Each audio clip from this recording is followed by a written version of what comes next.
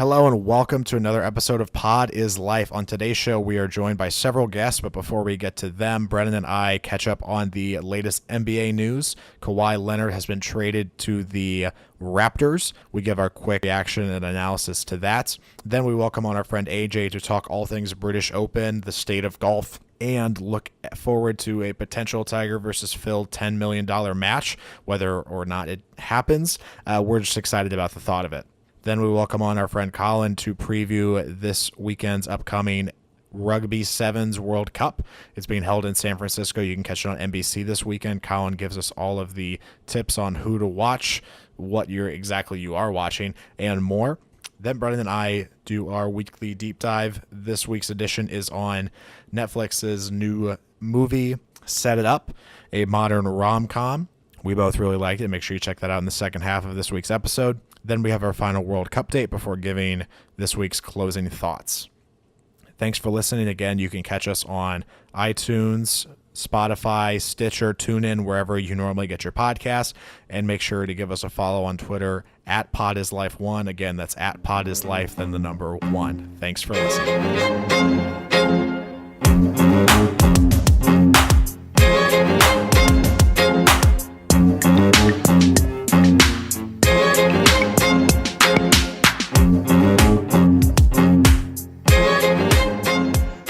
Welcome to Pod is Life. My name is Harry, and as always, I'm joined by the DeMar DeRozan to my Kyle Lowry. Brennan, how are you today? I'm being shipped off to San Antonio. How are you doing today?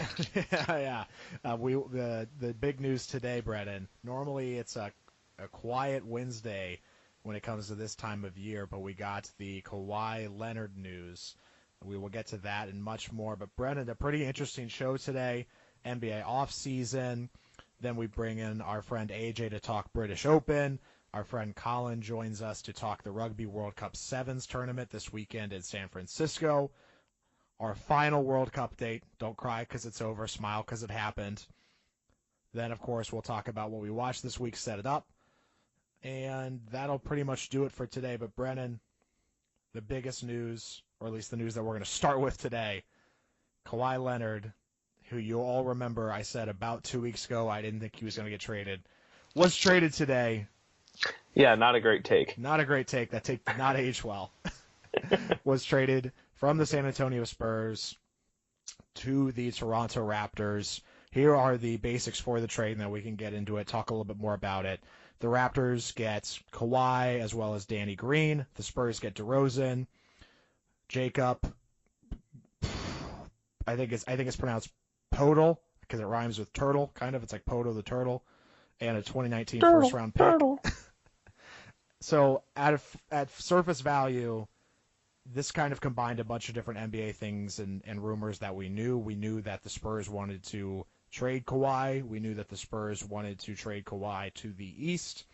And we knew that it was a late addition to the rumors that Toronto was in the mix. It was something that originally we all thought that that Kawhi was going to get traded to the Lakers or maybe even the Clippers, and the 76ers, Boston's were other names, and these were teams with some deep war chests when it came to future talent. What ended up happening though, Brennan, is the Spurs, it seems, are still in win now mode, and rather than trade for a bulk of future assets, they wanted DeRozan, who probably was the best player available for any trade. What did you think about this?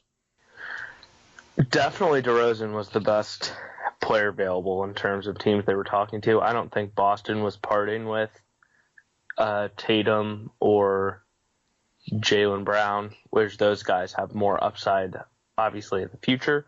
DeRozan was the best player available that they were going to get right now. I think overall, I don't really know if the Raptors – I don't really think there's a winner of this trade is probably the best way to put it. I'd agree with you. I'd say the Spurs probably win just from the fact that that Kawhi was clearly a problem for them, to say the least, and that he was potentially never going to play for them again. So the fact that they were able to trade that asset for DeRozan, who they have under contract now through 2020, that probably just at surface value nets them a win in this. But really, just a lot of bizarre things going around this. This was something that I definitely woke up, saw you texting me, hashtag We the North, and then I saw again, I don't know how you just keep breaking NBA news to me before I get any notifications, but then I saw the notifications, and it was, again, early this morning, so I'll be honest, for a second thought I was still kind of out of it and didn't really get it, and then I'm reading it going... Just dreaming about my texts. Yeah, that's breaking NBA news. Yeah, that's normally what happens.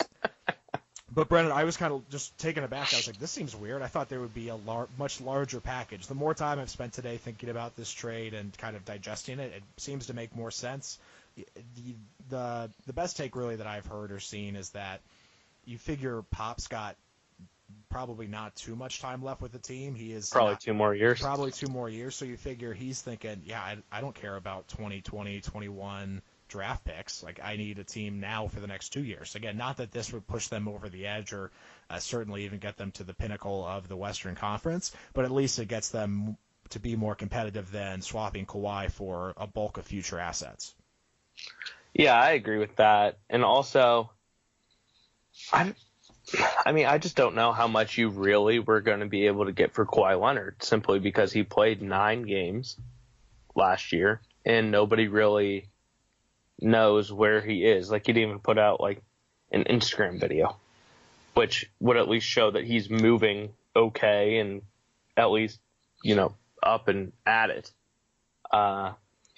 Danny Green being thrown in, I guess, gives the Raptors something for the future in terms of a player under contract, so it's not just a Kawhi rental, because I don't really see him staying in Toronto. And his team has come out and said, and they've leaked to the media, that Kawhi wants nothing to do with Toronto, which obviously makes this kind of an interesting situation since he just got traded there in return for DeRozan, who was under contract.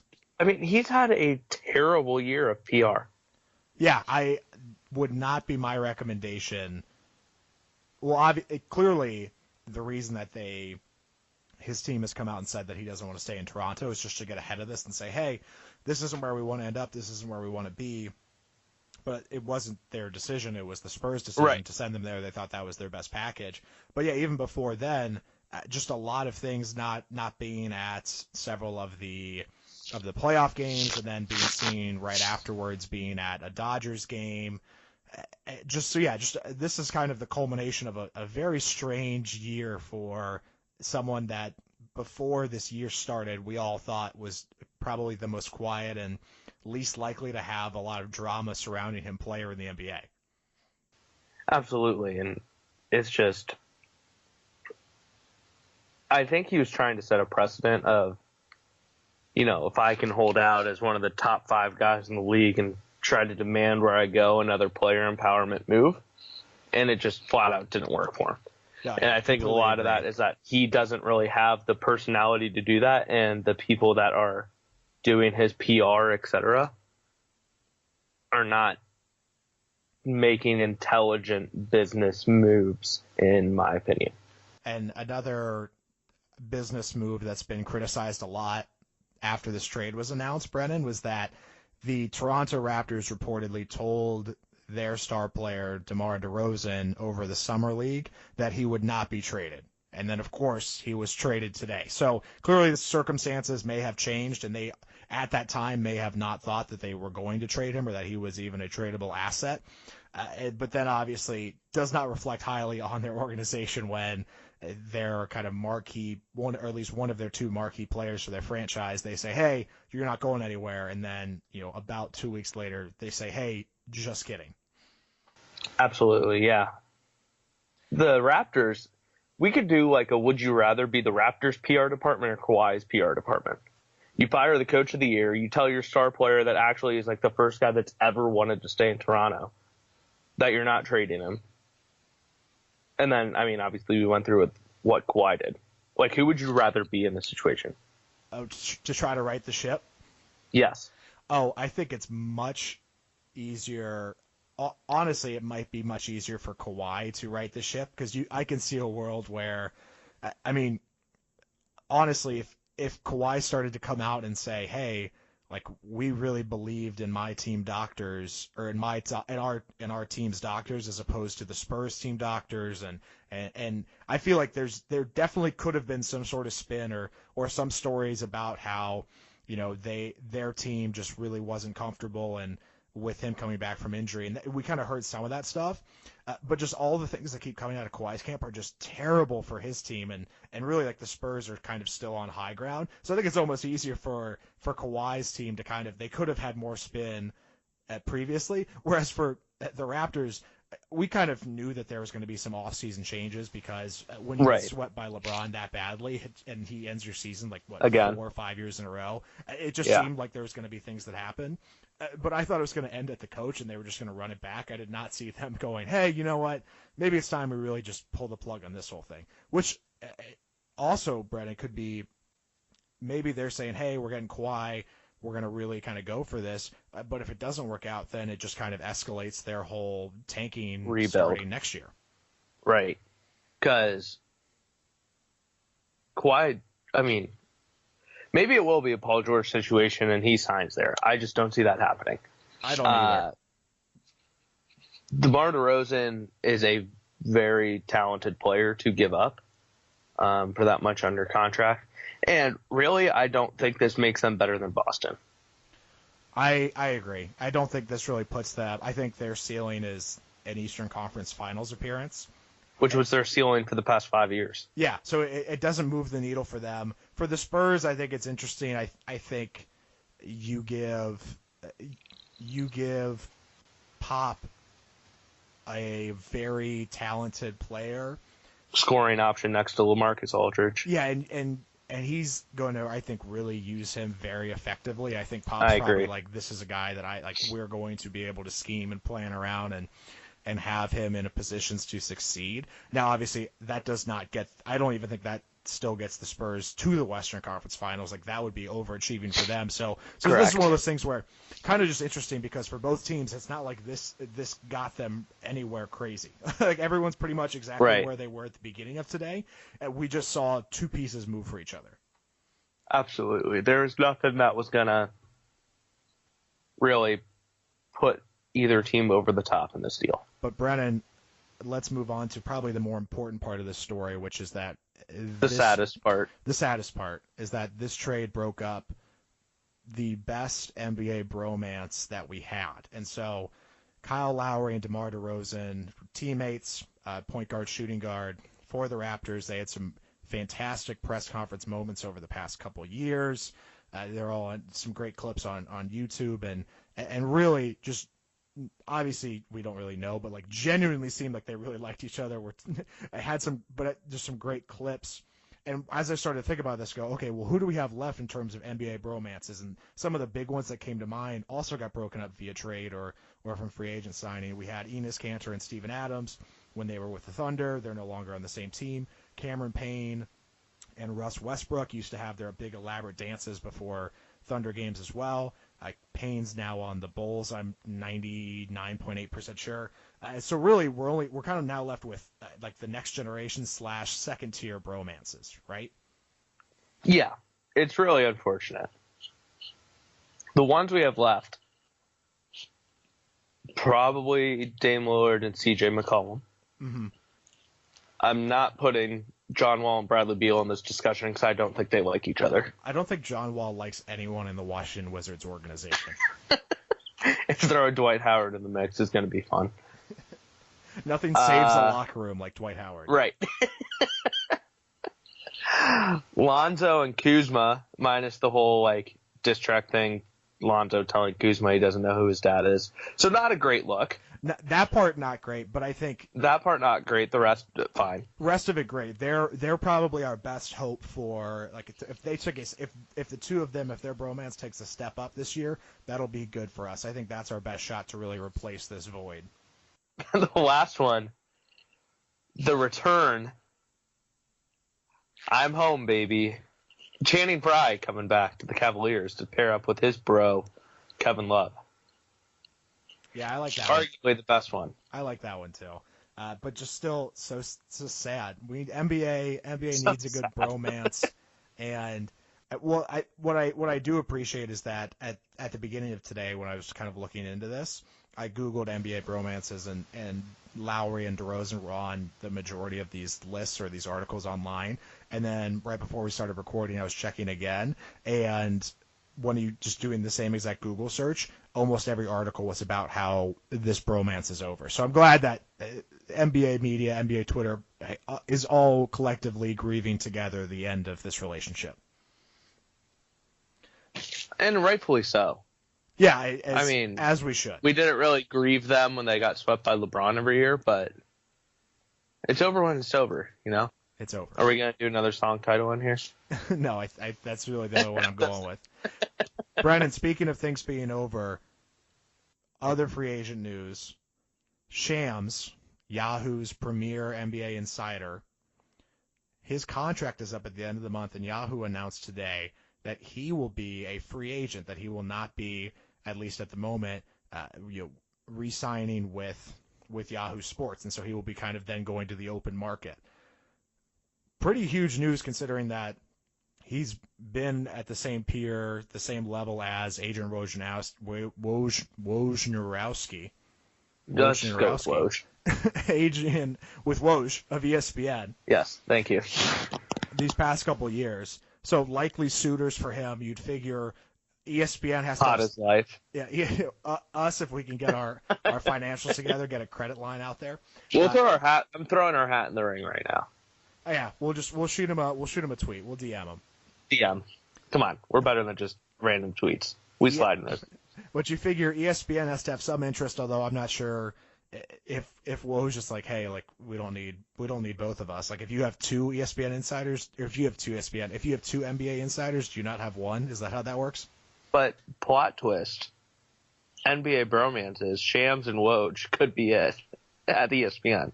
True, because again, Shams was under Woj's wing when Woj was originally at Yahoo Sports. Young grasshopper to him. Yeah, and so he became Shams, and dropping his Shams bombs once Woj left for ESPN. So I do think it'd be weird if he like went back under the wing, but if they were, peers, that's one of those things where ESPN keeps doing the same thing where they just build bigger studios and keep throwing different people in suits to host the same exact show. Just give us 30 minutes of Woj and Sham just on Twitter. I mean, I would watch that. That seems like a plan. Just live. Who is the better? I mean, would you say, okay, I guess out of the context of using the word bomb after, Shams has a better name. Correct. But then you had the Woj bomb, and that just flows so much better than Shams bomb. And Shams, so you can give Woj a point there. Shams does have better hair, which I feel like... Does Woj have hair? My point exactly, which I think is an underrated factor here.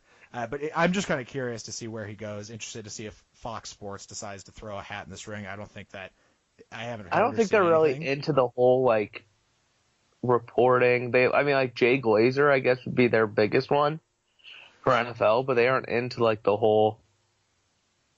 Like, I don't think Chris Broussard's a big like story insider, but he's more of a talking head. Yeah, I'm just interested to see essentially who out there is saying or telling themselves, we're going to get into this. This is how, with basically just buying Shams. So more news to come on that front. But Brennan, now we're actually going to kick it quick to our interview with our friend AJ, talking all things British Open. And we are back. Welcome back to Pod is Life. We are joined again by Brennan, but this time, Brennan, we have another guest on the line, AJ, our good friend, who comes with some additional golf knowledge, since I will be the first to tell you that I am what some people would call a novice in that category. So, AJ, welcome to Pod is Life. Thank you very much for having me, guys. I'm excited to talk some golf here today with you guys. Yeah, and so the name of the game is the British Open, or I guess it's the Open. I don't know why they got the Open and we got the U.S. Open. Should we start there? Where I'm really looking at you two. What's the storyline here? Because ever since, it seems like this. It's from my perspective, it seems like the storyline isn't, does Tiger have a shot? So like, what should I be looking for? What should the casual golf fan be looking for in this Open?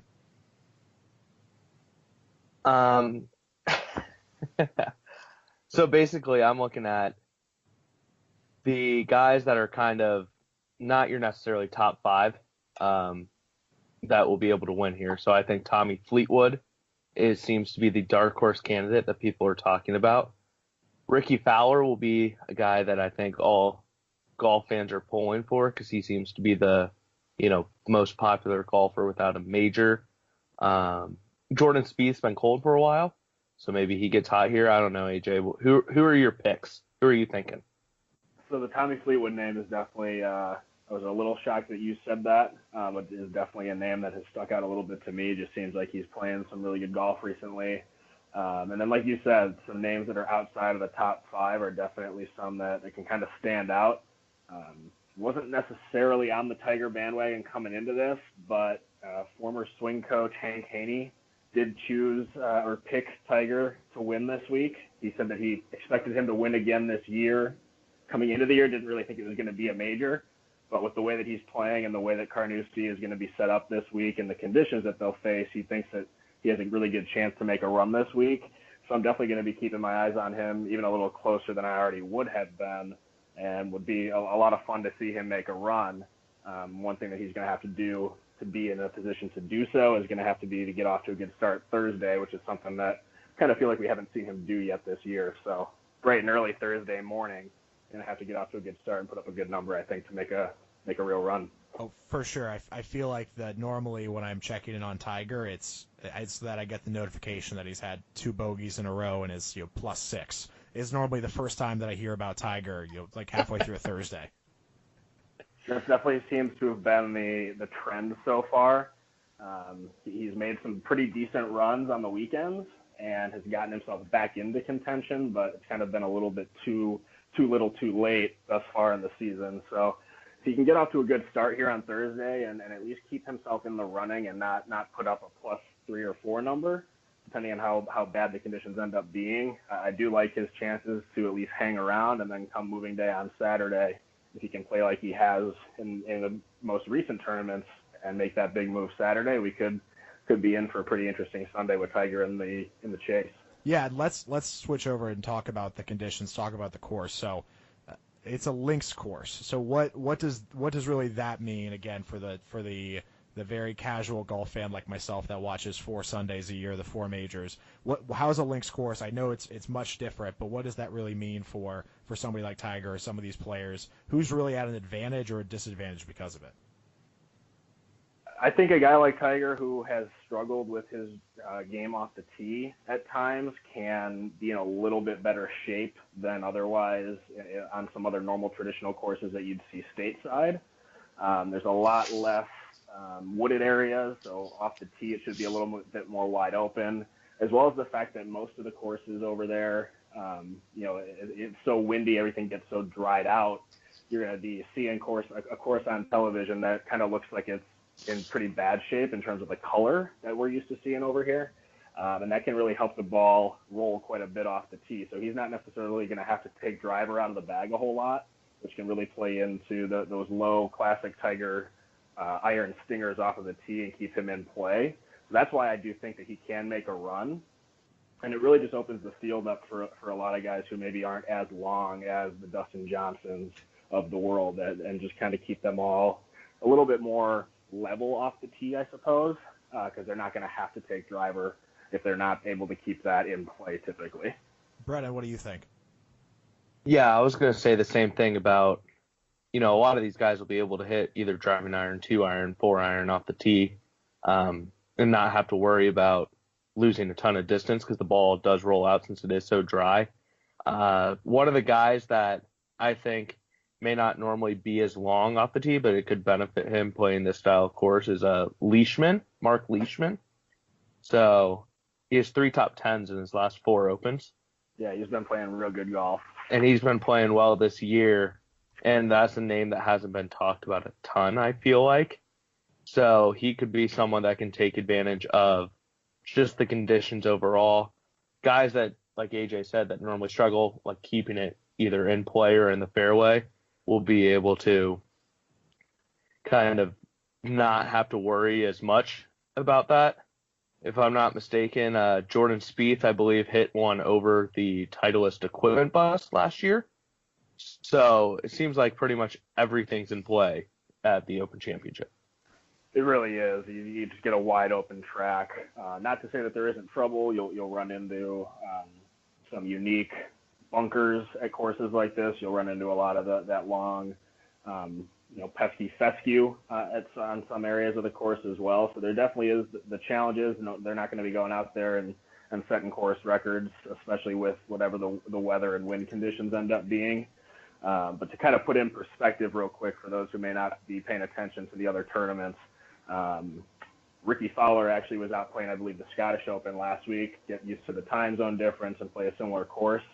And he hit a drive, I believe the number was 438. And I mean, this thing just kept rolling and then just kept rolling and rolling. So if you catch one clean and you put it in the middle, you can watch that ball roll for a long, long way. Yeah, and bouncing off that too, I'm looking at Brandt Snedeker, who isn't necessarily long off the tee. Not by any means, no. Put out a tweet that he hit one 427 on 18, and basically just saying that guys could be hitting, into the front of the green if they absolutely smoke one, which is like 450 plus. Right. So it's like almost like with the roll, it turns into like a long drive competition for these guys. Definitely, and it's just a very different approach to the game that a lot of these guys are gonna have to take.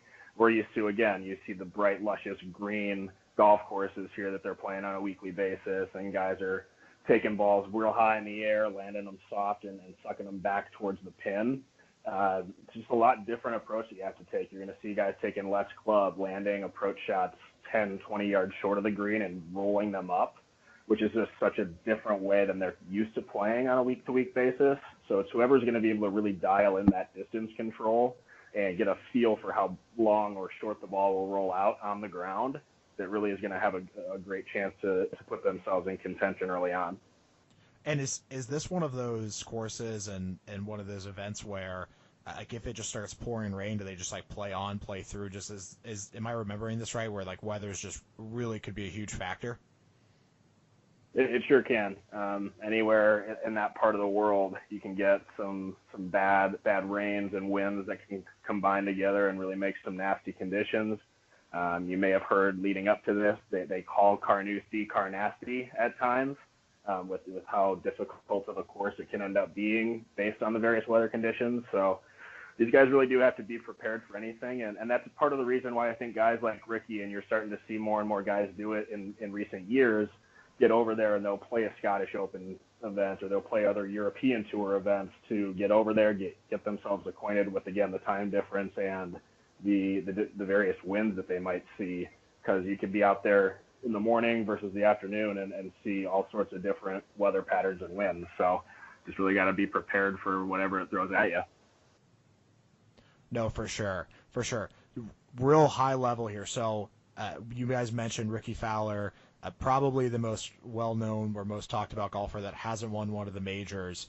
So like obviously like I'm kind of pulling for him and some of the younger guys. Does that make me a bad golf fan if I'm just kind of rooting for the big names, or is that just because I'm ill-informed?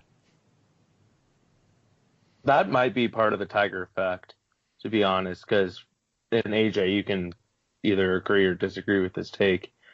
But when we were growing up, it was kind of every time on SportsCenter, it was Tiger or the field. And now it seems like there's also ran.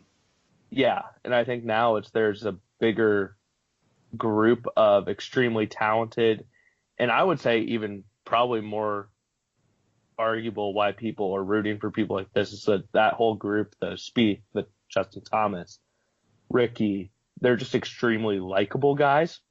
So when you have guys like that are really talented and extremely likable, like Harry, you're probably going to root for those guys because they're the big names, they're the one you see the most, but they're also not assholes. So I don't know what you think about that, AJ, if there's another way of looking at it. I don't think any of that's inaccurate at all.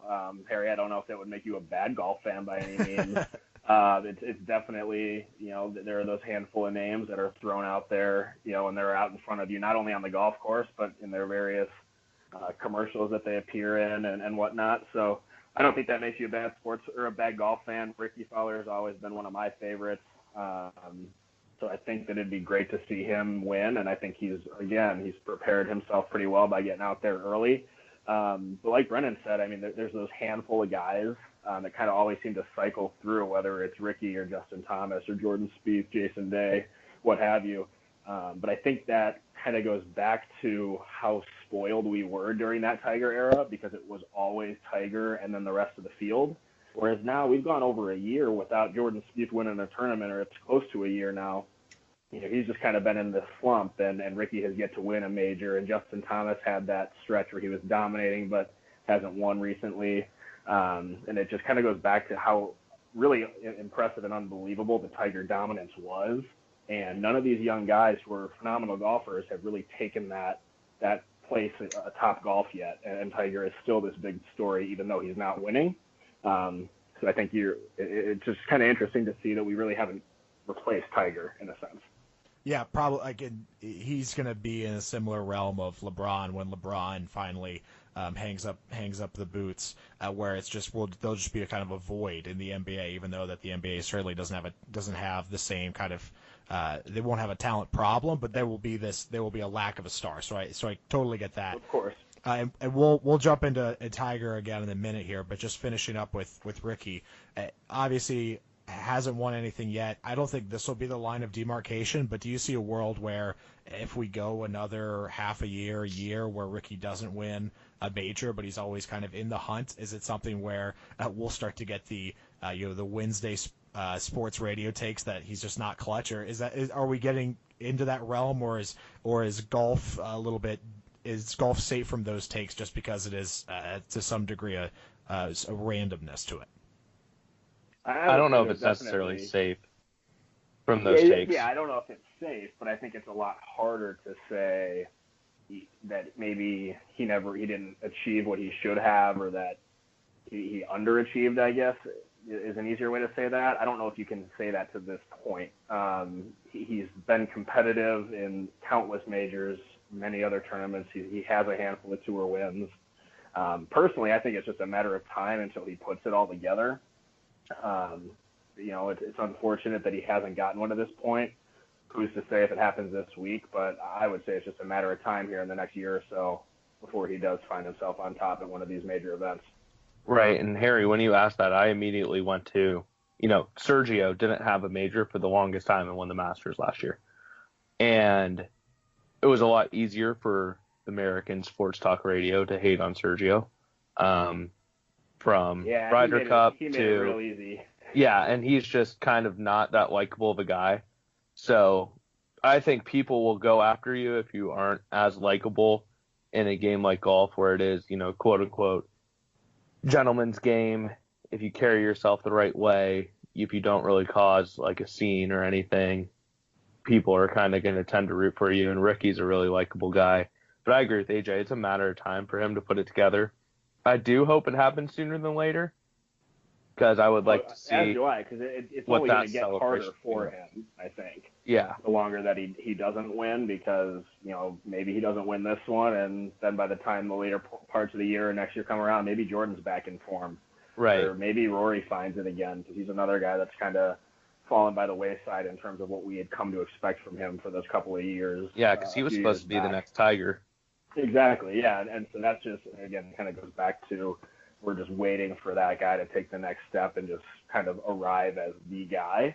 And I don't know if that's bad for golf that it hasn't happened. It's almost a little, at least personally, more interesting to kind of see who the guy's going to be each week. But I guess we'll kind of have to see what happens this week if any of the guys who have won in recent weeks are going to say, hey, this is my time here. I'm going to be in contention and win a handful of tournaments over the rest of the course of this season.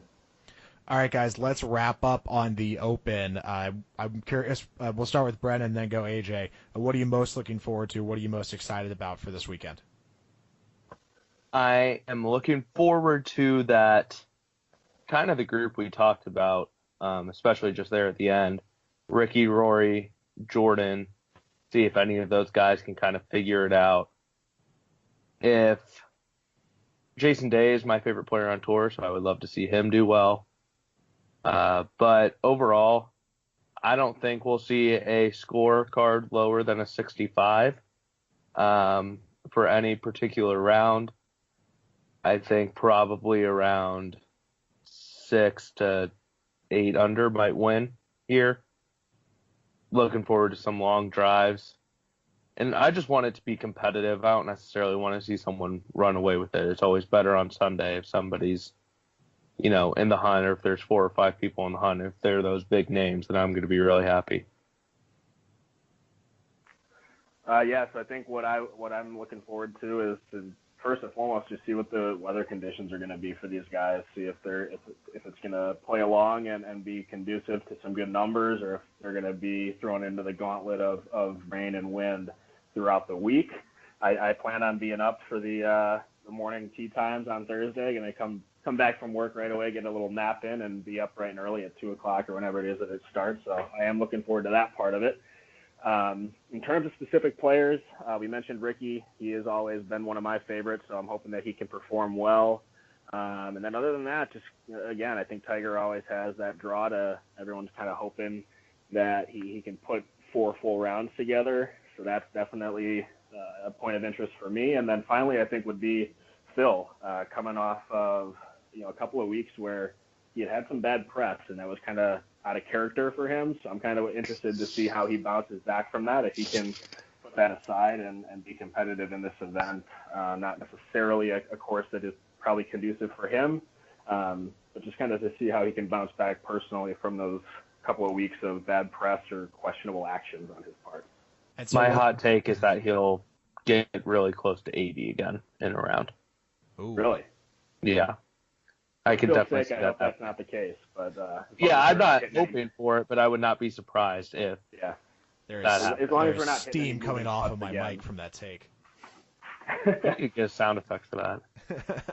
So again, this is the British Open. It'll be on all weekend. But AJ, great transition for us. The next thing I wanted to talk to you guys about is the rumored Tiger versus Phil head-to-head $10 million match. So this is something that the Golf Channel actually reported a little over a week ago. And so we really haven't gotten too many details beyond just this idea that there's a potential winner-take-all exhibition match between these two guys. So I just want to open it up. We'll start with AJ this time. What was your initial reaction when you saw this headline? My initial reaction was shock, just because I feel like we had heard a little bit about this earlier on in the year, maybe even last year, and it just sort of seemed like it fizzled out before it really even gained any speed.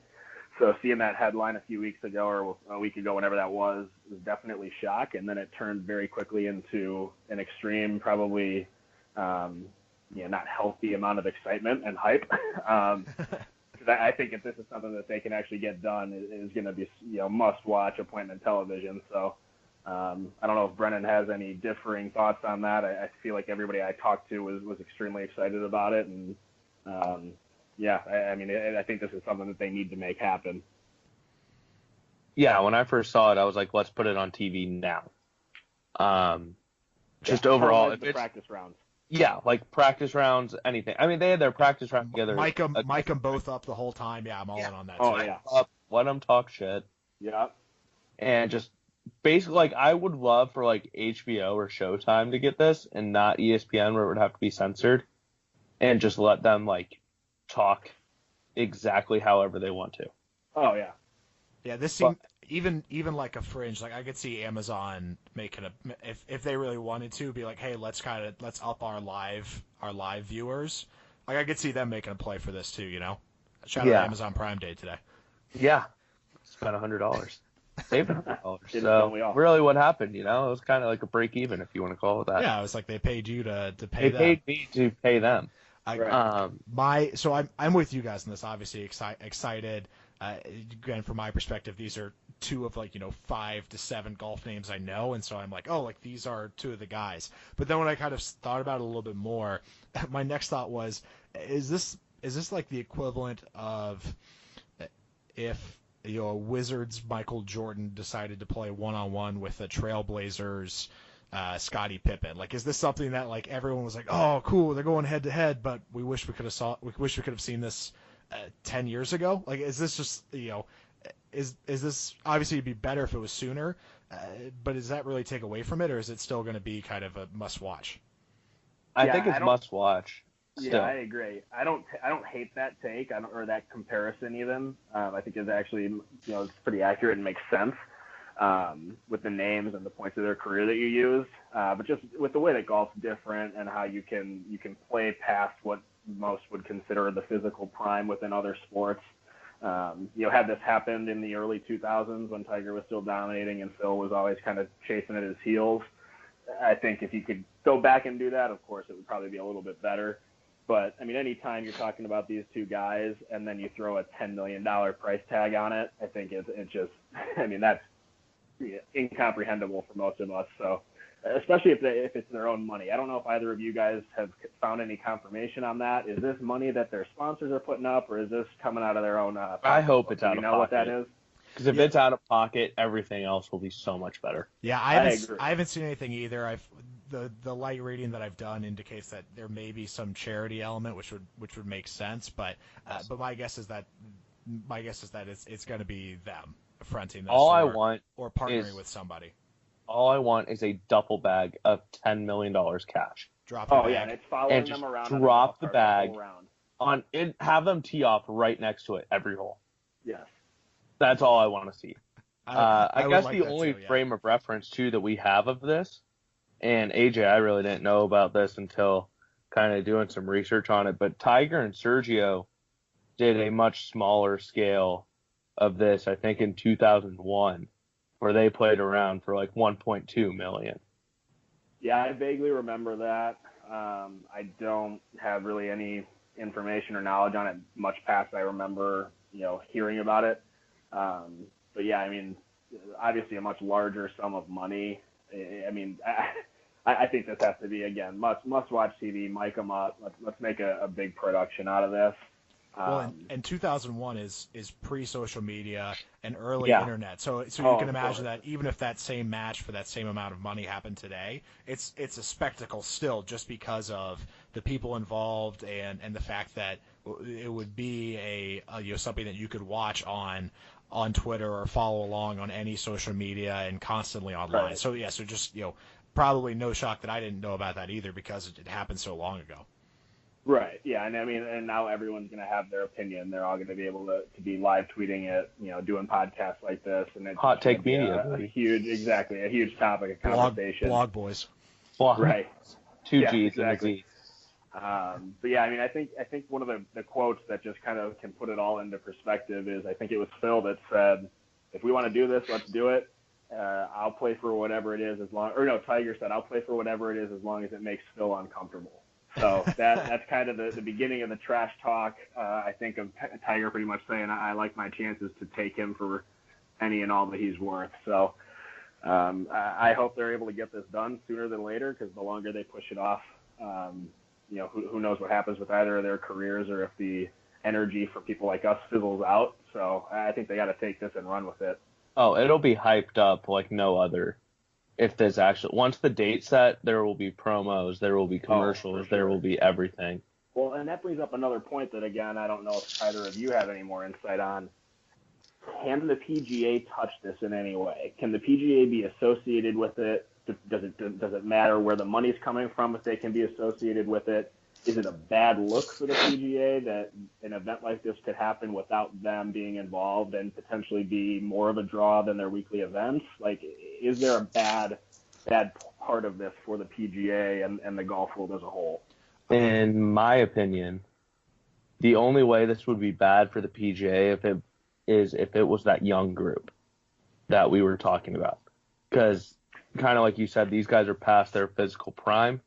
They've earned pretty much all they're going to earn, with the exception of, they might win one, maybe two more big tournaments. But if you did this with like DJ, Jordan, Rory, and pick your fourth, Jason Day, we'll say, and they're playing for $20 million, I think that would do a lot more harm than good for the PGA. But since these guys are kind of on the back end of their career, they'll probably be able to touch money if the tour's corporate partners are involved. Yeah, and that's how I could see them making money off of this and being okay with it. Well, yeah, I agree with Brennan too.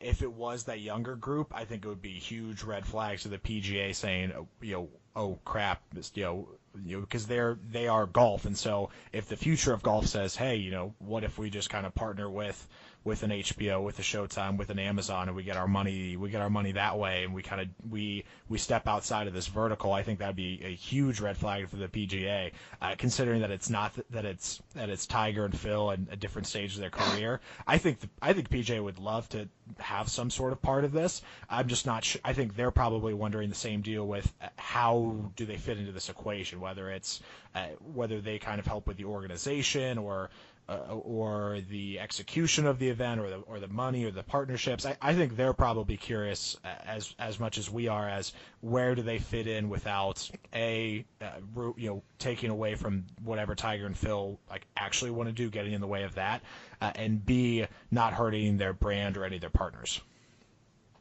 Yeah, that's a good point. And it makes sense, I think, because the more you think about it, they are a little bit separate or different in the way that they operate compared to, or in relation to their players. It's not the NFL or the NCAA or any of these other places where the organization is directly tied to how the organizations or individuals make their money. It really is up to the players on their own to go and earn the money.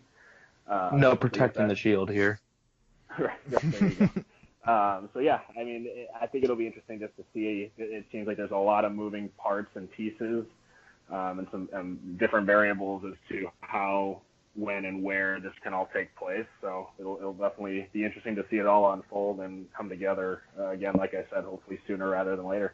Well, and Brennan, you brought up an interesting point with this younger crop. You guys know this much better than I do. Who would you guys want to see today replace? If this works out and then it becomes a new forum where golfers go, hey, let's just take a week off from the tour and instead do a head-to-head match for charity or for whatever dollar amount. And if this thing became a thing, who would you guys like to see go head-to-head? Whether it was just because they don't like each other or because they're at the top of the game, who else would you pick to pair up? So whether or not it's not liking each other, because I think that these guys are at least cordial with each other, and especially because they play so well in the Ryder Cup, I would love to see Jordan Spieth and Patrick Reed go at it, just based on the fact that they've been that pairing for the Ryder Cup that everybody's like, okay, they're getting their points, they're doing their thing. And what about Reed and McIlroy? Those two are going back and forth. Yes. But that's something we can see in the Ryder Cup. So I'm thinking that's true. That's true. So that's something we can see. So I didn't want to go, European against American, or even with the President's Cup with Jason Day against American. But really just anyone against Patrick Reed, because Harry, I'm dedicating this now. We are an anti-Patrick Reed podcast. That's fair. Heard it here first. So, but I think also, because Ricky, Jordan, Justin Thomas, Smiley Kaufman, all go on their spring break trip before the season starts. So if they actually put money on that, that would be fun too. You took the words right out of my mouth. That's where I was going to go. Kind of a different angle, not necessarily the big money game, like a $10 million purse, but more so you get those handful of guys, the Ricky, Jordan, Smiley, Justin Thomas, those guys that all play together, like you said, on the spring break trips. You get those guys all together, just playing even just various formats, with some reasonable amounts of money or just some crazy stakes involved. Tag some Natty Light, Smiley. Yeah, exactly. Yeah, teeing it up off a Natty Light can or whatever it might be. I think that would be, kind of like a big break type of must-watch TV. Just very intriguing in a less traditional and, for lack of a better term, for a lot of people, boring type of golf. Kind of break away from that. I think that would be something that would draw quite a bit of interest. That'd probably make Harry a real golf fan. Yep, that's why I jump back into the fold. Right. Awesome. There's a whole group of new fans out there waiting to be had. Yeah, we're right here, waiting on you, golf. AJ, thanks for joining us. We'll regroup next week to catch up on what exactly happens. But thanks for the expert analysis as always. Thanks for having me. I appreciate it. I appreciate the expert title. I don't know if I've quite earned that one yet, but definitely was fun to be here with you guys. Everything's pretty fluid here.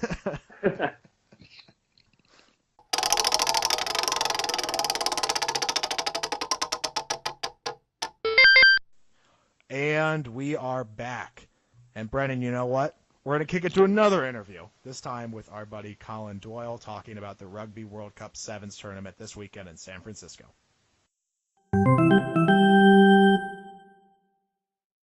Welcome to Pod is Life. Special guest today in studio on the 34th floor of our studio building here. We have Colin Doyle. Colin, welcome to the program. Just happy to be here. Just, out here trying to help the team, Harry. And that's what it's all about. And you know what's a great team sport, Colin? We talking about rugby now? Rugby. Rugby's a great team sport. So Colin joins us today. Long history with the sport, Colin. I'll let you explain it whatever you think's best. But knows a little bit more than probably the average man. I think it's safe to say you've played more rugby than the average American. I've been around it for a fair minute. Kind of grew up around it. I've been in far more Irish bars than I think a lot of 3-year-olds at way too early in the morning. My dad played for a long time, so me and my little brother, since we were little, have been watching it, and then both got lucky in high school. Were able to played through college, and now still involved here in Chicago with the biggest club in the city, the Chicago Lions. So still around it, still love it. It's a great sport and everything. You are the closest thing to a professional athlete we've had on the program so far. So we don't have a title belt or anything yet, but when we do, you'll be the title holder until we eventually get Andrew Benintendi, which is our long play. If I have to lose it to anybody, I'm all right with losing it to him. That's fair. Well, Colin, the reason we have you on is the big event this weekend, and it's in America. So that's kind of how it was on. It ended up on my radar. I think if this wasn't in America, probably would not have seen it. Probably wouldn't be on NBC, which it's going to be. But before we get to that, rugby's a little confusing at times because there's a lot of different iterations. So can you help us out here with the base level? There's two different forms. There's like a full rugby and kind of like half rugby, right? Yeah. So this weekend you're going to be watching Rugby Union Sevens. It's basically the difference between full-on 11-on-11 football versus 7-on-7, summers you see. So it's a lot, the sevens you're going to be watching this weekend, a lot faster, a lot of skills on display, a lot less of, just like a scrum that people know or the lineouts where people get lifted. Those are the two things everybody knows. It'll be a lot more of rugby skills, a lot of speed on display. Definitely, still some physicality there. Will still be hitting and everything like that. But it's basically, it's only 7 guys on the same size field. You normally have 15 aside on. A lot more room to work with. A lot of room to work with. And it's only 14-minute games, but that 14 minutes feels like an eternity when you're playing it. Yeah, I can imagine. I can't imagine. That's a lot. I couldn't tell you the last time I've run for 14 minutes, but that sounds. It's a 14-minute sprint. It's it can be a fair bit. So it's a lot of mental, and these guys who are playing this weekend, their fitness is out of the world. Yeah, and it's the way that this, especially for the sevens, is it's international. Correct. So all the teams playing this weekend will be representing their countries, and it's 24 teams in the men, and I think 16 teams or so in the women. And you're seeing everybody in the men's from Ireland all the way to Fiji and stuff like that. So yeah, you'll definitely see some countries out there. Probably don't get to see a lot of at international competitions, but everybody out there, skills will be on display from everybody. Gotcha. And we're hosting. And I know the World Cup just finished up, and there's a rule in the World Cup that if you host, you get to be in the tournament. Not the case, though, with us. We were going to be in regardless because we're pretty good at this sport. Correct. So we would be in no matter what. USA Sevens we've progressed a lot farther than we have with the 15s game.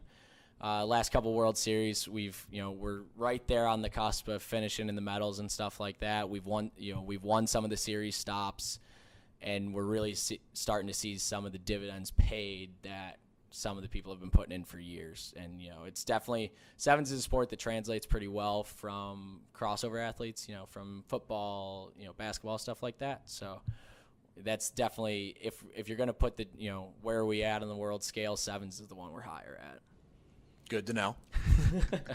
Well, and you mentioned the series stops. And so – throughout the course of the year, it's like weekend tournaments, right? And so it's kind of like different places around the globe that all these international sevens teams play. Correct. And then they kind of have a accumulation of rankings. Correct. It's basically what it is it starts around October or so for the players and runs through about June or July, and they do 2-week sets and they travel all over the world. So Vancouver, Las Vegas, Hong Kong, New Zealand, Australia, all over the place, Shanghai, and all those places you play a weekend tournament, and the winner at the end of the winner of that weekend gets a certain amount of points, and where you finish, you get lower points as the further down you go.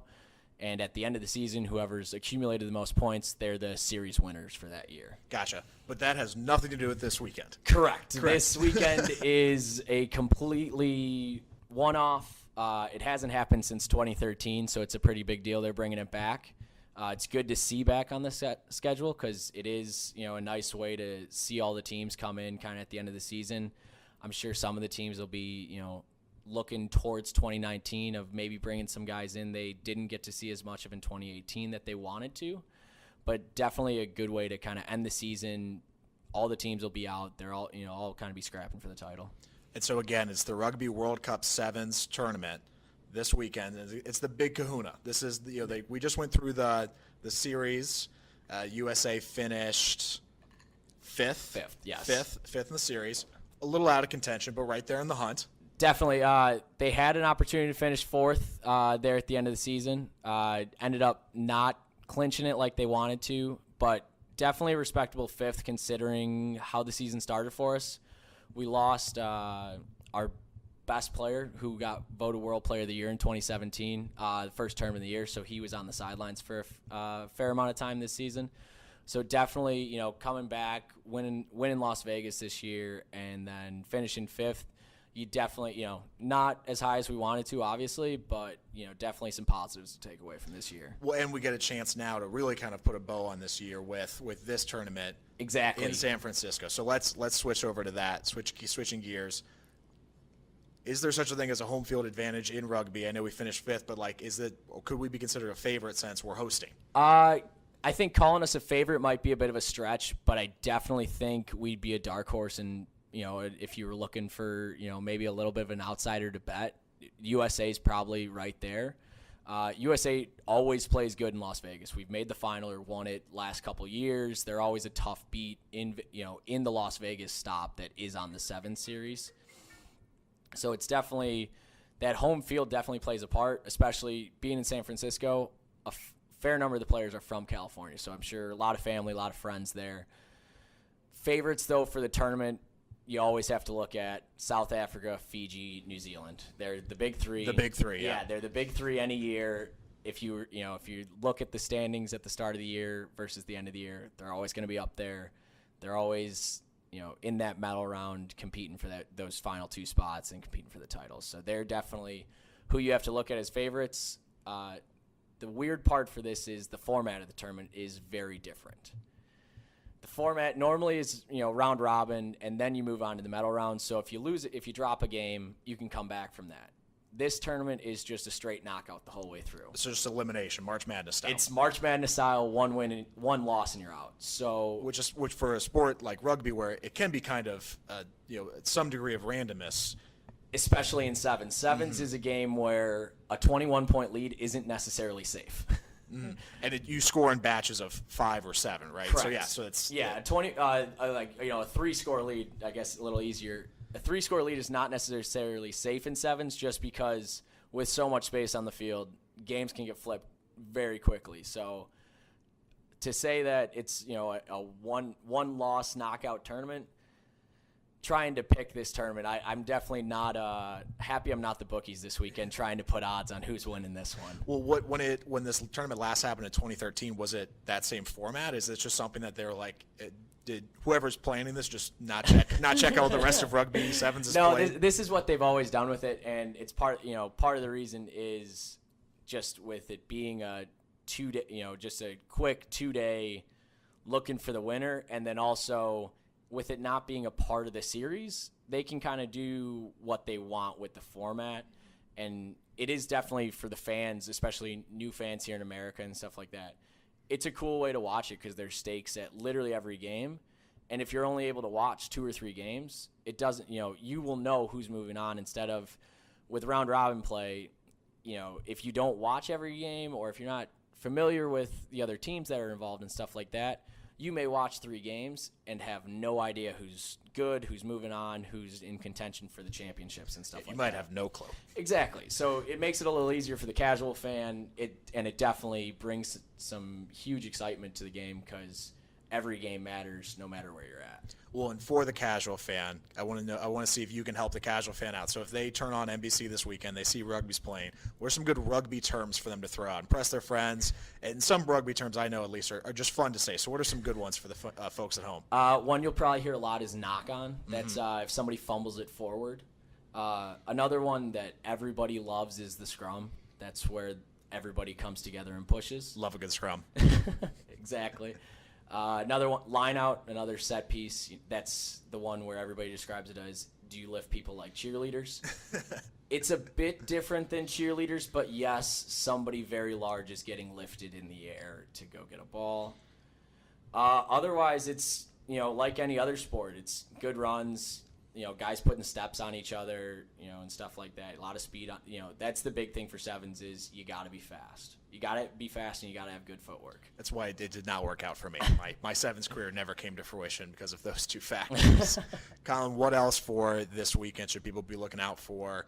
Any players of note? Is it because it's only sevens that like a particular player can really take over a match, or is it still really more of a team effort? It's still definitely a team game, especially at that international level. Every team is so good. They're super well coached. They do all the facets right, but that's where the individual X Factor players come in. So for big one for the U.S. team is Perry Baker. He was 2017 Player of the Year. Not just for the USA. He was the World Player of the Year in 2017. And he runs like a gazelle. He literally does. He's one of, if not the fastest guys on tour. Whenever he has the ball in his hand, he is a chance to score. So he's definitely a guy from the U.S.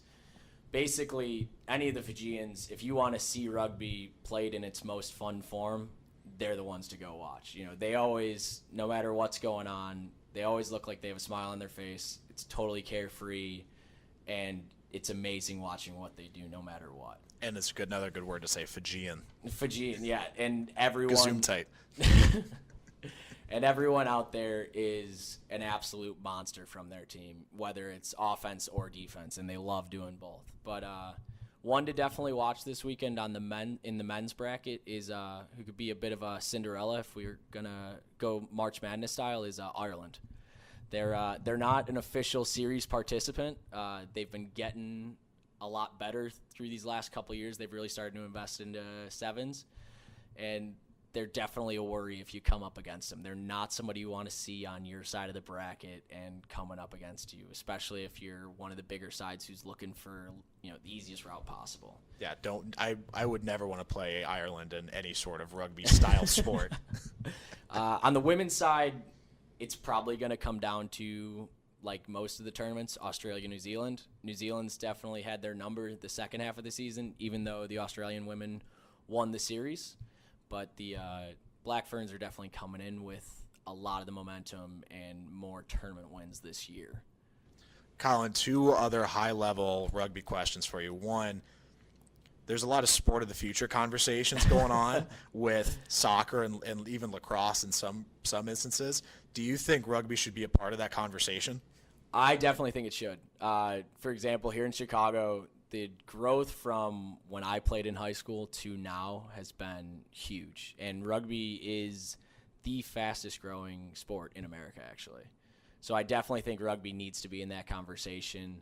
And, it's so close to a lot of the other big American sports. Most of the players I've ever played with have been football crossovers or wrestling crossovers or basketball crossovers. So it translates well to things Americans, the sports we already play, a lot of those skills translate. It's catching, passing, running, tackling. So it's definitely, I think it needs to be a part of that, conversation. I would love it to grow way bigger and, a lot of the people from other countries in the rugby community always have referred to the U.S. as the sleeping giant of rugby because if, as they would say, if we get our act together and rugby becomes a big sport here, we become very dangerous because we have a way bigger population than anybody else. We put a lot more money into athletics than anybody else. And we just, we produce a lot of good athletes who would do well on the rugby field. Me, not one of them, but several others out One of there the younger for sure. Wall brothers. Yes, a younger Wall brother for sure. All right, Colin, last question for you. You mentioned a couple other sports. There's obviously crossover, but rugby is in a field of its own, a realm of its own when it comes to the physicality and I think the camaraderie and just a lot of great things that make it such a unique sport. Do you want to take this opportunity to bash any other sports in particular? I'm not looking to come on your podcast, Harry, and really bash any other sports. So soft. I will warn some of the viewers who may have watched a lot of the World Cup in the last month and really gotten into that. Definitely going to be a different style of physicality out there. Not going to see as many people rolling around on the floor and looking for fouls. I'll leave it at that. Yeah, it's hard to play sevens rugby if you're on the ground. That's the way to give up a try. That's absolutely true. You gotta get up and probably have to tackle somebody again. Again, this is Colin. Thanks for joining us. Rugby World Cup Sevens is this weekend. Go USA. It's in San Fran. You can catch it on NBC. Definitely. Thank you for having me, Harry. Thanks for coming on, man.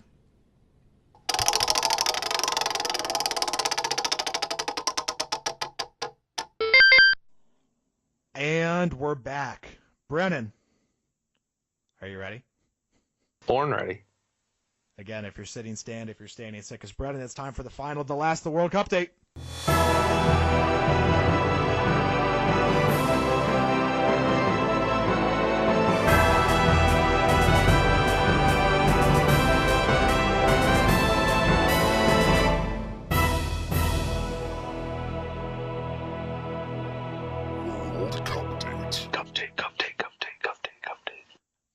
Brennan, did I hear that correctly? Were you crying during that song? Is that what I heard? Actually, no, but since we've been doing the World Cup date, so you know the scene in The Office when Michael and Dwight are dancing in his office doing the little like raise the roof, and Michael's kind of like, no, that's not how I taught you. Do it how I taught you. I pretty much every time we play that music, that's exactly how I start moving. That's because it's just a banger. It's the song. It gets the people going. But Brennan, the World Cup is over. France is your 2018 World Cup champions. They defeated Croatia, who may or may not have been doping. France apparently has a 19-year-old phenom. There may have been a controversial goal scored with a handball ruling. There was an own goal. There's a lot going on. But France is your World Cup champion. I didn't watch. And that's the World Cup date.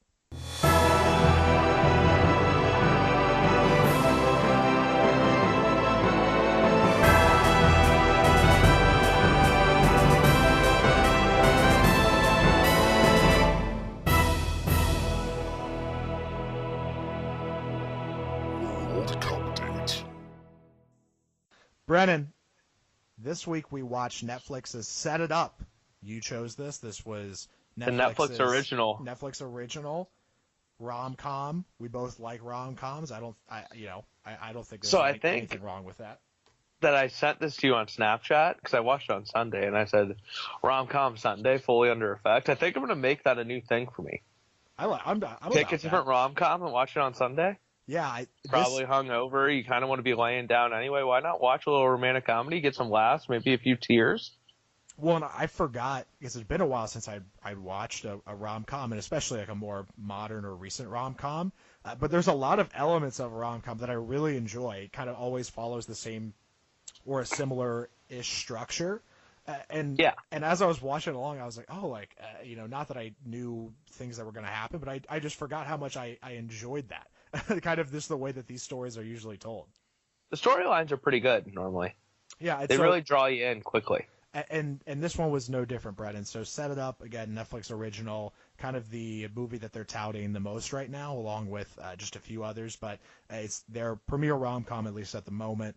And it follows the story of two assistants to kind of high power executives, and these two assistants are pretty much miserable. They're just this is just a step in the journey for them, whether they want to get promoted or be in this person's good graces with their power executives. And so they're really just putting up with all of this garbage and all of these late hours and things they have to do to get to an end goal. But they realize, they meet each other, and they have this realization, these two assistants, that they control the entire lives essentially of their bosses. And so they decide to set them up and use each other essentially to make their bosses less miserable and thus make their lives better. Of course, your rom-com twist is that the two assistants end up falling for each other. So that was kind of the background and the overall storyline. What'd you think, Brennan? I really enjoyed it. There were a few things that I wasn't sure if I was going to like. Mainly, and as ironic and probably not great as this sounds, I wasn't sure that I was going to like the two main characters right off the bat. The female lead, Zoe, who plays Harper. was comes out of the box a little quick, and is very quick-witted, but kind of. I loved her right away. Oh, really? I thought that was her right away from you. No, so it was the guy that I wasn't sold on. Glenn? Yeah, I just wasn't sold on him right away, and I think it was just like the unrealistic kind of. I mean, obviously, if he's the assistant to the high-ranking executive that he's probably making good money in New York. But it just didn't make sense to me that this guy is with a 23-year-old model girlfriend. Yeah. And he's, like, never with her. She's obviously never around. It just didn't make sense. And I was like, this just doesn't add up. He's acting way above his pay grade. So I just kind of wasn't in on him right at the beginning. No, I had that same exact thought. That was one of my thoughts as I was kind of going through this movie so Charlie is the male lead, and he has, like you mentioned, a just model 23-year-old girlfriend. And it never really fully makes sense. It's one of those things where clearly the model is trying to just live this very superficial model life, and everyone. I think it was kind of like calling out Instagram models, to be honest. A little bit, yeah, because a recurring theme is everyone keeps talking to Charlie and essentially saying, like, have you guys even had a conversation? Do you even know each other? But I had the same reaction where I was like, why are they together? Why is she with him? Because if she's all about this Instagram model life, she would never be with an assistant. Like that would be like the first question. What do you do? He would say, I'm an assistant, and it would be over right then. Right. Which I mean, they kind of played into that too throughout the movie, where she was kind of like, I don't want to be with someone that, is buying other people dinner, like taking other people's dinners back to the office. I want to be with someone that's getting their dinner taken to them, or I don't know if that was the exact line, but something along those lines. But then they stayed together after that conversation. Right. So I'm just like, you suck. Yeah. So that not the fan of the model girlfriend. So that was weird. That was kind of a weird subplot. But it kind of had to happen so that Charlie could come around and eventually say, hey, actually I don't want this. And then I thought it was a great moment when he breaks up with his model girlfriend. He takes out his credit card, puts it down, and dramatically goes, hey, here, just buy yourself whatever, and starts walking out of the restaurant, and then immediately comes back in and takes his credit card. He goes, I'm not Rockefeller. I can't do that. Yeah, I'm an idiot. What the hell am I doing? Yeah. And I like that one. That's when I was like, okay, he's not going to be an asshole. Yeah, and I thought the movie did a good job with several of those scenes where they were pretty self-aware that they were that it was a rom-com, and so you would have your stereotypical rom-com scene, but it would clearly go awry, or they would turn it on its head. So that was something that I definitely thought was interesting. Another example of that was that we got our dramatic airport scene. There's always a rom-com, someone going to an airport. What was great about this one is Charlie's going to an airport to break up the two bosses from getting married, because we realized that Charlie's boss is kind of a jerk, kind of a dirtbag, and we ended up liking Harper's boss. So he's going to go break them up because they're he's like this is a sham. We have to break this up, and he finally comes to that realization, and so he goes, I have to go to the airport, and he checks his watch and he goes, I have 4 hours, and so then the next scene is him getting food, and he's talking to someone. He checks his watch and goes, oh my gosh, I wasted too much time, and then he has to rush to the airport. So just the best part about that scene is it's a flashback to Harper when they go to the Yankees game, and she was kind of like, she's wearing foam finger, jersey, hat, has like 4 different bags of souvenirs from the Yankees game. He was like, and Charlie's standing there in his suit, and he goes, "What the hell are you doing?" And she was kind of like, "I got here too early, so I started dicking around. I kind of just over-dicked around. So I have all this stuff." And he was like, "That is not a thing." And then right before he's like looking at his hot dog or wherever he got, he looks at his watch. He goes, "I did the over-dicking around thing."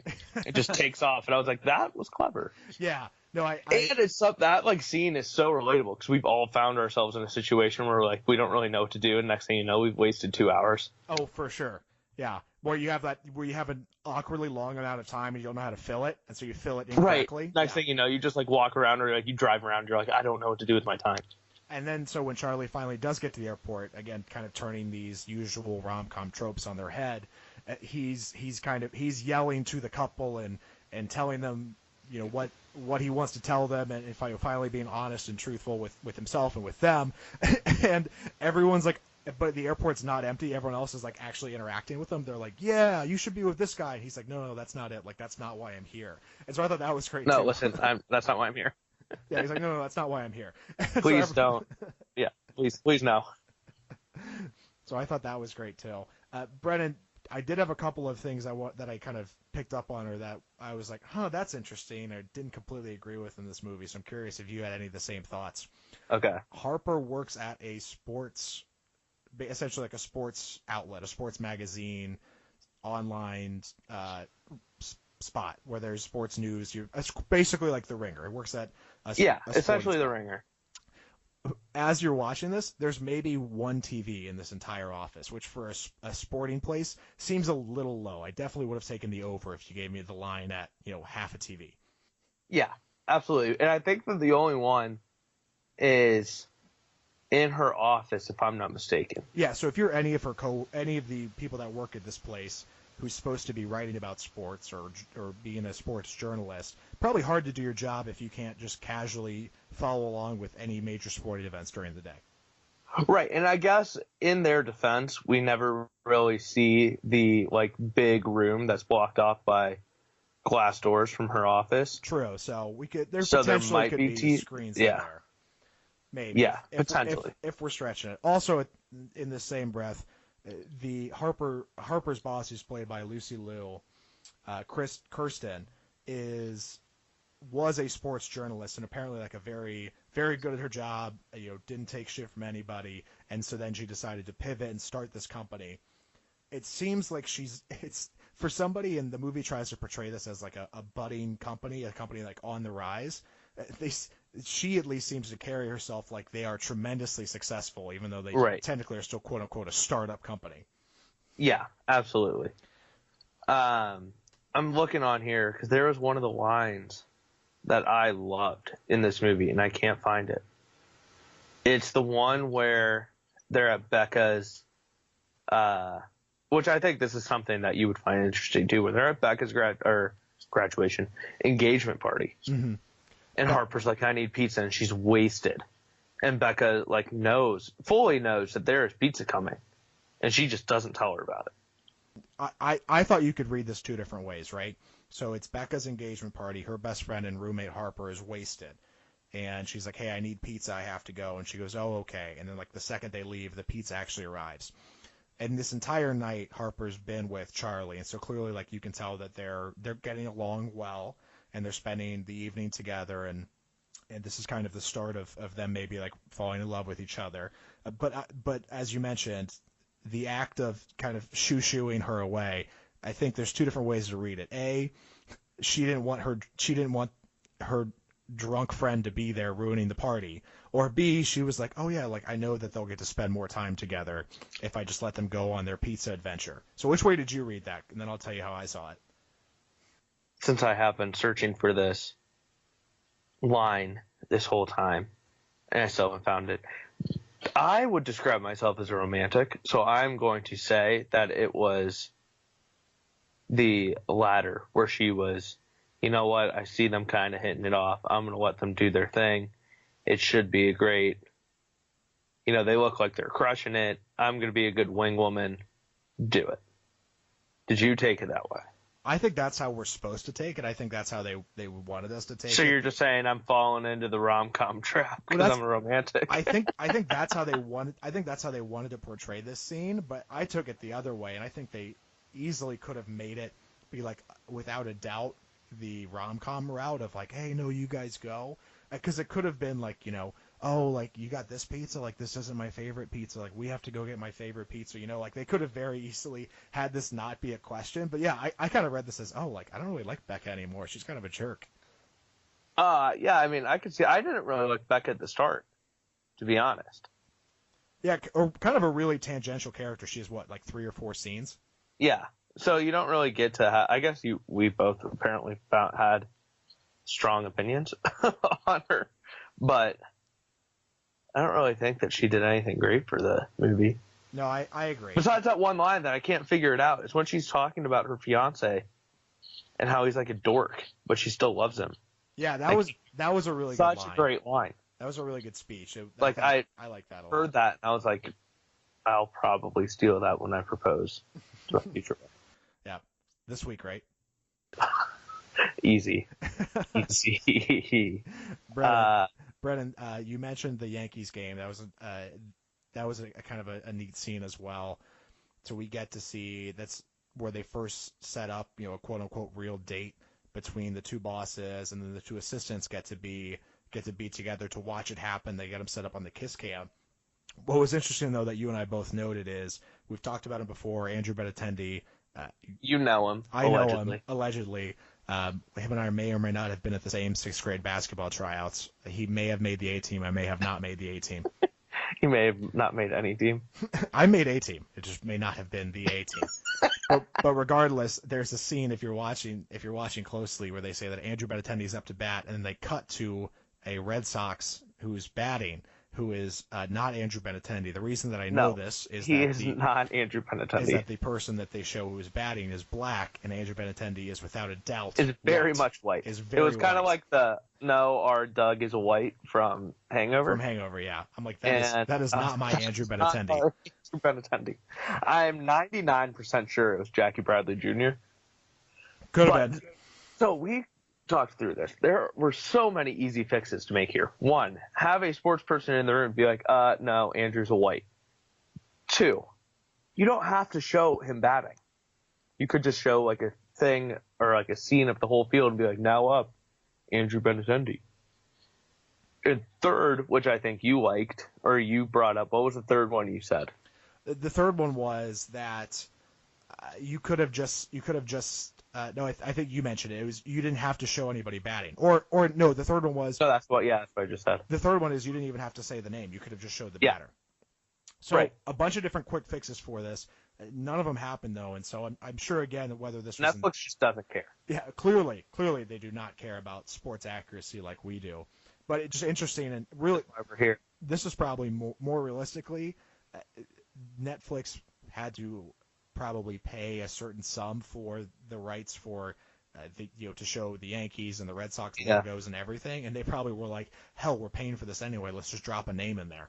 Rather than maybe Andrew Benintendi visited Netflix once. They were like, that guy was cool, but I think you would still notice that he's not black. Maybe, although Netflix, I don't know. Netflix is based on the West Coast, and I think Andrew's been an all East Coast guy, per my sources.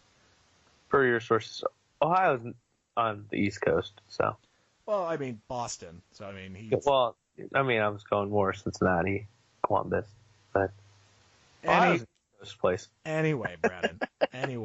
I think something that really brought this movie together was the supporting cast. And so there were a couple different people that came in, whether it was just for 1 or 2 scenes or even 3 or 4, and just really nailed it. Like, did exactly what they're supposed to do. Didn't stretch. Didn't ask to do too much. Like some good role players off the bench. One of them, SNL's Pete Davidson, was Charlie's roommate. I loved him. I thought he was great. And another one was Creepy Tim, who is from Unbreakable Kimmy Schmidt, and he just had a real minor role. But again, just a perfect casting. Dude, he crushed it. Yeah, he was just. So his name's perfect. Titus Burgess, right? Mm-hmm. And he crushed it. And I had never seen Unbreakable Kimmy Schmidt, so I didn't really know what he was from. I guess he was on 30 Rock also. But he absolutely dominated his scene and made me extremely uncomfortable fitting the name Creepy Tim. Well, in Unbreakable Kimmy Schmidt, he's like very energetic and outgoing, and so this was like they basically were like, hey, can you play like this super like? Can you play a weirdo? Can you play a weirdo? And he nails it. Yeah, the same thing. I was watching. I was like, oh, like he is kind of creepy. Yeah, not to mention Lucy Liu and Ty Diggs being the bosses, just like studs. Yeah. For those roles and fitting the high-ranking executives, you get high-profile actors, and then the Glenn Powell and Zoe Deutch or Deutch. We never figured it out. It's okay. Yeah, still Harper. I'm just gonna call her Harper from now on. Mm-hmm. But Harper and Glenn Powell, like, not nearly as well known. Oh, it almost like they casted that perfectly in terms of that like dynamic of CEOs of Fortune 500, we'll say, companies, and kind of like the unknown assistants. True, but I'm curious what you thought. I thought Charlie and Harper were great. They crushed it, and so part of it obviously was that I think it was like I'm in love with Harper. It was a really good script. I thought the dialogue was awesome. It's one of those things where I think a sign for a movie with good dialogue is not just are you kind of following along, but A, it seems like real and believable, and B, you kind of feel like you're a part of the conversation, like you're kind of a fly on the wall, and you're like, oh, okay, and are able to follow along with the back and forth. And that was a vast majority of this movie was just really witty banter between the two leads. And it's interesting, when I was looking at the guy who played Charlie, Glenn Powell, he's been in some movies that you recognize, but he's minor roles, and so I love that this is hopefully maybe him getting his first starring role, and then he can go kind of continue on. For instance, he was in The Dark Knight Rises. Want to know what his role was? I looked it up once, but I can't remember. He was Traitor Number 1, so he literally was like a step above an extra. He was just one of the guys. And then he was a minor role in Expendables 3, and same with Hidden Figures. So he's been in some blockbuster movies, but just really never even made it to the front cover. So I'm glad that he finally got a shot here. Brennan, can I tell you my one actual criticism of this movie? Yes. Besides Benintendi not being black. Besides Benintendi, but that could be that no one making this movie has ever watched Andrew Benintendi. That could be a possibility. But Brennan, my one actual criticism for this movie, and the only thing that kind of left it for me not being like a truly, I really like this movie, but it not being like, oh my gosh, everyone has to see this movie, was the get back together scene. So like I mentioned, there's the usual flow for a rom-com. It's two unlikely people find themselves, like either whether it's just the first meeting or spending time together, then they end up falling in love. One or both of them messes it up. In this case, it was that Charlie found out that his boss was a dirtbag and didn't tell Harper about it.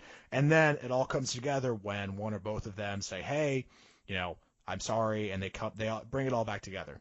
The get back together scene in this movie, I thought, could have been better. And so again, it's not that it was bad, but in terms of the level and the strides that the rest of the movie made, this scene is semi-crucial to kind of A, wrap everything up, and B, be like, for us to believably be like, okay, cool, they worked it out, like these guys are gonna kiss, make up, and ride off into the sunset. And for me at least, I thought they did not nail the dismount.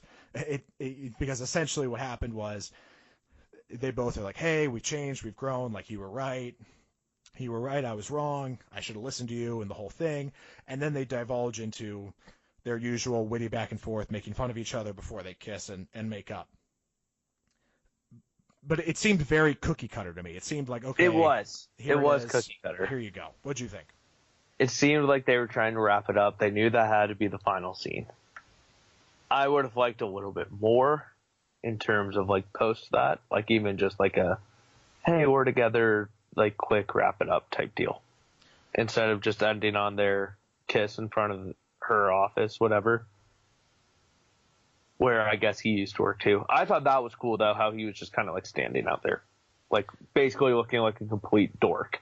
Yeah, and so the reason for that was they kind of alluded to that Harper and Charlie had been making sure that their two bosses kept running into each other and controlling their schedules. And so at the end, That was the best part. I liked that. And so at the end, what they do is essentially that the bosses kind of reverse the script on them to get them to run into each other. So yeah, so again, like I like that. It was kind of subtle, and I like that as well. That they didn't really they didn't cut up to see Lucy like looking out the window and being like, oh yes, they ran into each other. Like so it was again like if you might have missed it if you weren't really paying that close of attention. But again, you and I kind of on the same page. Not that we have any specific criticisms like, oh, I can't believe they did this or that. Just didn't finish with a bang. Definitely did not finish with a bang, but I did like that little twist of Kirsten, however you say her name, them both saying, oh, Kirsten told me to meet her here. I was like, I get it. Like, oh, full circle, Brandon. There it is. Full circle. So again, this is Set It Up on Netflix. Great rom-com if you're interested. Make sure you check it out. What would you give it? Well, we got to do our own ratings, right? Because Jordan has his Eggs Benedict. If I was just going to go straight out of 10, honestly, I'd give this probably an 8 out of 10. I really enjoyed this movie. Yeah, I think that's fair. I'd give it an 8 out of 10. I'm not going to go Dewey Decimal System on you. So again, nothing to not anything that I'm cracking open the typewriter and sending notes to the presses like this is the greatest thing I've ever seen. But it was a really good, classic, not classic, but it was a really good 2018 rom-com. I thought it hit all of those notes like it was supposed to, and it knew that it was a rom-com. It didn't try to do too much, and it just said this is what we're trying to accomplish, and they killed it. Absolutely, I agree. Brennan, next week, great movie. We're watching Righteous Kill. Again, this is on Netflix for everyone to go. You have a week to watch it. Righteous Kill. It's a 2008 movie starring Pacino and De Niro as two detectives. So again, that's all you need to know. You're in. We're all locked in now. Righteous Kill on Netflix. Full dive next week. We're locked and loaded. Locked and loaded. Brennan, no game this week. Locked and loaded. But we're going to instead jump to our closing thoughts. Do you want to go first or do you want me to go first? I will go first. I think I've earned it with all my great game show performances. So, last night, the MLB All-Star Game was played. Great game. The AL won their 6th in a row, I believe, in extras. All runs were scored via the home run. So, the long ball, chicks dig the long ball. The MLB is doing pretty well with that. My favorite part of the All-Star Game is how players are mic'd up during the game and basically just get interviewed during the game. So it gives an insight to the casual fan of why players move the way they do in terms of shifts, what they're talking about when they're out there in terms of like covering bases, who's going to be where. And obviously in the all-star setting, they're kind of sitting there like, wow, that was a filthy pitch. Or I think really there were 2 times where home runs were hit and Bryce Harper was being interviewed once and ball gets rocked. And they were talking about Trout. Mike Trout hits a bomb. And right off the bat, you just hear him go, oh, that's gone. And as Trout's rounding third, he was like, Joe Buck pretty much asked Harper, I know you're one of the top players in the game. Everyone's saying that Trout's the best player in the game. And Harper pretty much was like, if you don't think that, you're not watching baseball. So it's cool the admiration these guys have for each other. My personal favorite was the Francisco Lindor interview, simply because of him being the Indian star shortstop. Nobody has more fun than he does playing the game. And it just gives an insight into the players and better marketing for baseball, which is something that I think they need. So I want players to be mic'd up in baseball all the time. I think it would be great for the sport. It would be great. It seems like such an easy win. Like, I don't know why they don't just do it. Have one guy every game. Right. And I think that they have enough stars in the game that they could do one for each team. Or even if just ESPN does it on their, like, Sunday Night Baseballs or whatever. I think it's an easy fix to be made. And whether it's a fix or just something that they explore, I think it's gone well in the All-Star games and people will be receptive to it. Obviously, I think like players' associations, players would have to agree to it, but it just seems like it's a good marketing tool for the sport of baseball, which is one that people seem to think needs a lot more marketing. Yeah, they're not as bad as the Raptors or Kawhi's PR team, but like they could be definitely better. they definitely could be better. And shout out, the home run derby was awesome. Bryce Harper winning in DC was sweet. My only question for you, Brennan, is why the hell was this on a Monday and a Tuesday night? I think it's just always been that way. Yeah, just bizarre. But at the same time, like if you put it on a weekend in the summer, people aren't, like we said, baseball is not necessarily a sit-down must-watch event. Where you put it on Monday, Tuesday, it gets your regular season games back in action for your local markets on the weekend, which is probably why they do it the way they do it. That makes sense. That's probably the smartest way Thing I've ever said on the show. Well, maybe, but it's the smartest answer that I've heard for that, because most like things I've seen is just kind of like I don't really get it, but that makes sense. So I agree with you there. Brennan, my closing thought is the Emmys. So the Emmy nominations came out this past week. We will go into full depth on them at some point over the summer because, believe it or not, the string of sporting events will eventually kind of slowly taper out. So we will pack our shows with a little bit more non-sports content then. So Emmy deep dive coming in the future. But for now, Brennan, what I think is really interesting is for the first time ever, Netflix surpassed Hulu for Emmy nominations. Not Hulu. For the first time ever, Netflix surpassed HBO for Emmy nominations. Kind of a huge step for them, considering that HBO had Game of Thrones and Westworld both in this round, both eligible, and the fact that Netflix was still able to overcome that. A huge step for them. Obviously, they've put a ton of work and effort into their original programming and are going to continue to do so over the next few years. So it's starting to see some dividends in that. And not that people put their content on the same plane, but they're definitely becoming closer to equals. And HBO's kind of being like, okay, well, like, what's our next move if, they're still having their premiere shows. But if Netflix keeps creeping up, I don't know what HBO's next move would be. And then Hulu's even out there, too, with some of their shows. So definitely interesting. Yeah, the Emmys will be more of your thing, I think. The ESPYs are on right now. Oh, yeah. Nice. Baker Mayfield won Best Collegiate Athlete, so that's my quarterback. Go Browns. Go Browns. Well, Brennan, good job by you, Brennan. Thanks. We'll see you guys next week. We'll see you guys next week. Make sure you follow us on Twitter at PodIsLife1. Was Pod is Life taken? Yes. Wow, we need to buy those rights. I know. I mean, if we should Venmo enough money for a beer. If you're squatting on the at PodIsLife Twitter account, I mean, whew. Good for them. Good for you. Good for you. You shakes fist at the sky.